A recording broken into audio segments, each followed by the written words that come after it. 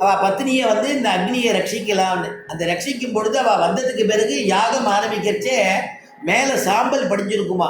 அதை எப்படி தமனியை கொண்டு ஊதிட்டா அந்த சாம்பலானது விலகி அக்னி பழையபடி ஜொலிக்க ஆரம்பிச்சிடுமோ, அதே மாதிரி நான் அந்த வயதில் இருக்கக்கூடிய ஜீவன் பூர்வ ஜென்மத்தில் புண்ணியங்கள் பண்ணியிருந்து பெருமாள் இடத்துல ஈடுபடணும், பகவத் பக்தி பாகவத பக்தி பண்ணணும்னு நினச்சிருந்ததுன்னா சதாச்சாரிய சம்பந்தம் கிடைச்சி அவ ஞானம்ங்கிற தமனியை கொண்டு